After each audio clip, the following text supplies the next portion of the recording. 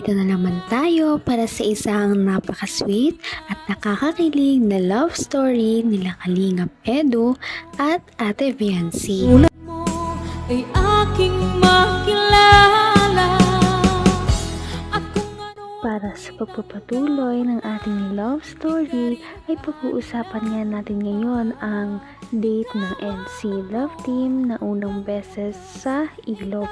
Dahil dito ay marami talaga silang pinag-usapan. Medyo nagkaroon nga sila ng hindi pagkakaintindihan dahil nagselos si Ate Viancy. Bakit nga ba nagselos ang dalaga? Ngayon, dinala kasi ni Kalingap Edu si Ate Viancy sa tabing ilog at naalala ni Ate Viancy noong mga nakaraang vlog ni Kalingap Edu na may dinala pala itong ibang babae sa parehong ilog na yun. Kaya naman, ayun, nagselos talaga si Ate Viancy at kahit hindi niya ipahalata, ay halata naman.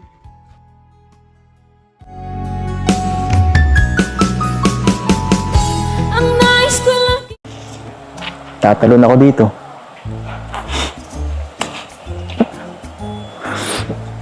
Sige po,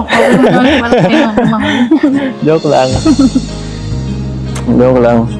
kamusta naman po pala kayo? Hindi po kayo nag-scout? Hindi. Ayoko mag-scout. Nakakailangan naman po kayo vlog pag sa isang araw po. Huwag mo na tanongin yun ako. Hayaan mo na lang yun. Dapat po nagpapahinga kayo. Papahinga. Eh, ikaw ang pahinga ko eh. Paano yan? Ito na ang pahinga ko, no? Ito na ang pahinga ko. Kung nakita ka pa minsan-minsan, nakakabawas sa pagod ko yun. Naniniwala ka pa kung malaman mo. Masaya ka ba? Sa gano'n to? Ano naman po? Ikaw po. Palagi naman. Ikaw yatang Basta makita nga lang ito, okay na eh. tinatangin ng puso ko. Ano pong mas masaya ngayon po? Ngayon. Itin mo nga Ngayon. kayang nagbibiro Naman bakit? lamang ako. Nasalita ka na eh. Mahal kita, palagay ko. Naniniwala ka ba ulit sinabi ko ng last episode? Ano po? Ay, hindi mo talaga pinapanood ang vlogs. Ayun po. Kung ano ako'y tanggap mo na, hindi ka rin nag-alinlangan pa. Noong nakaraang vlog kasi nila ay hindi inaasahan na may inamin si Kalingap Edu kay Ate Viancy. Paano pa naman umamin nito na parang nagugustuhan niya na daw talaga si Ate Viancy at hindi lamang ito dahil sa kanilang love team. Ayun po. Talaga ito, nagmamaang-maangan pa. Alin? Huh? Alam mo yun, yung sinabi kong last episode na gano'n na nga, Alin po yun? na gusto kita. Palagay ko Hindi po. Grabe. Hindi ka talaga nagtitiwala sa akin, no? Grabe naman. Bakit naman ganun? Seryoso naman ang pag-ano ko nun, ah. Hindi niyo naman kasi. Siyempre. Papatagalin pa ba? Hindi pa ako tayo nila. Lo, Parang ano, content lang naman po yun. grabe. Sakit naman nun. Content lang pala ito. Hindi naman parang ganun lang yun. Gusto ko, patunayan ko sa'yo eh. Gusto ko, tumalon pa ako dyan para malaman mo, seryoso ako. Hindi ka naniniwala.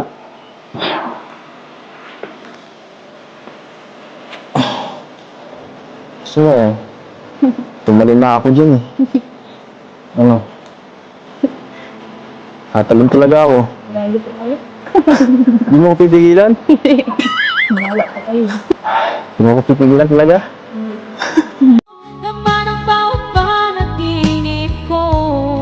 Ikaw lang ang Dahil sinabi ni Ate Viancy na hindi siya naniniwala Talaga namang parang gusto talaga itong patunayan ni Kalingap Edu sa pagtalon sa ilog. Ngunit gagawin niya ba talaga ito?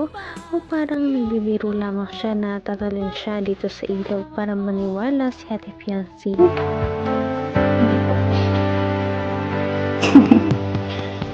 Wala po kayo dyan. Marunong naman po kayo mag-language. Sabihin mo lagi ako'y iyong mahal. At hindi panandali at hindi panghapabuhay. Hindi nagtataksil kahit Yan si para sa ito.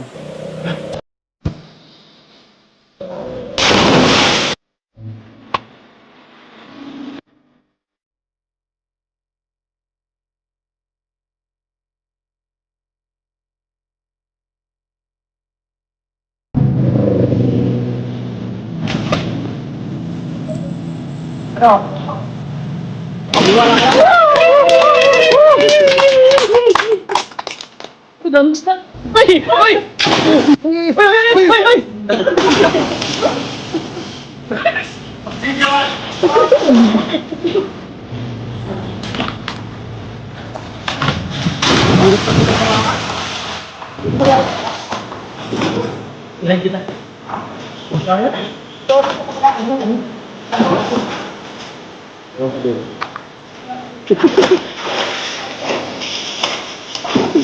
hanggang wakas ay tayo ng dalawa.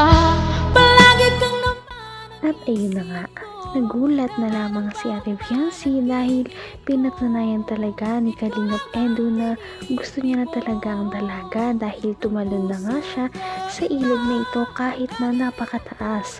At hindi lamang isa, kundi uulitin niya pa talaga ang pagtalon na ito para lamang mapatunayan kay Ate Fiancé na tunay ang kanyang nararamdaman.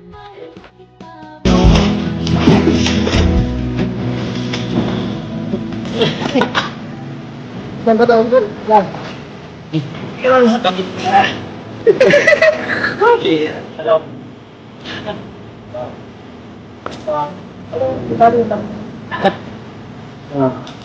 Niwala ka na? Pampagod. Niwala ka na to.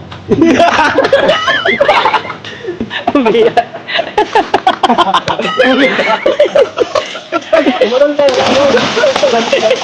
Nagpot. Nahirapan sa katawan niya eh.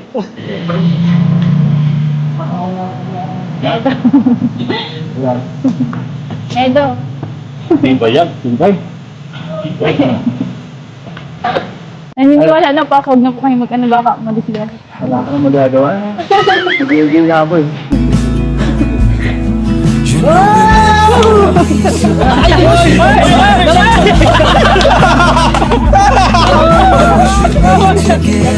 It's heavy weather.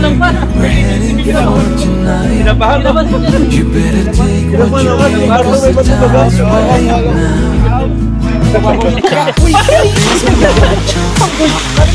Orange skin. Kinda say, get me closer. I can see us make. Grabe naman talaga ang dedikasyon ni Kalingap Edu kay Ate Fiancé dahil kahit na medyo takot siya sa mga matataas ay talaga namang tinalon niya pa rin ang ilog na yon para lamang mapatunayan kay Ate Fiancé na gusto niya na talaga ang dalaga. At dito nga, sana maniwala na si Ate Fiancé. Napaka-sweet talaga nila at napakabait ng tambalang ito kaya maraming sumusuporta. Kaya naman sana ipatuloy natin silang suportahan at mahalin si Fiancé, si Kalingap Edu at ang Kalingap team. Yun lamang at maraming salamat sa panonood. Abangan natin kung magkakatuluyan ba talaga si Kalingap Edu at Fiancé. Hanggang sa muli! Bye! ngayon'y abot